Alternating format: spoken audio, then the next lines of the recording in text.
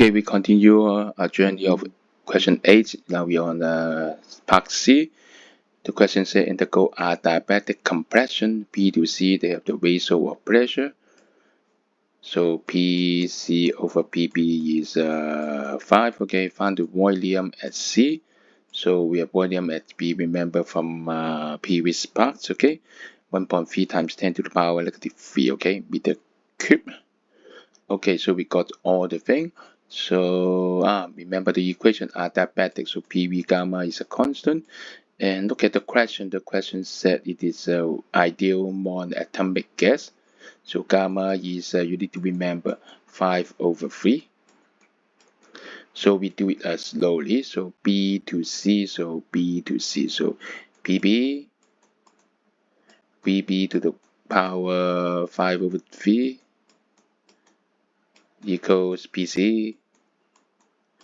We see 5/3 also, and he wants to find a volume of C. So move all the thing to the left hand side. So we see 5/3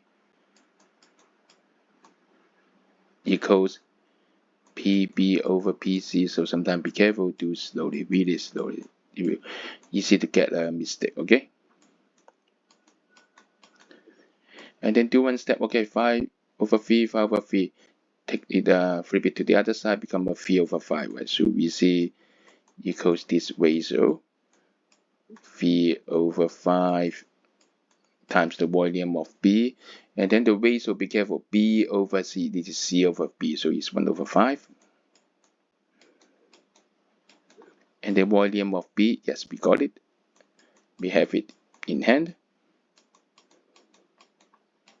So now it's a calculation time. Bring out your calculator, work on it. Okay, really take it as a practice of a calculation. Make sure we got the right thing. Okay,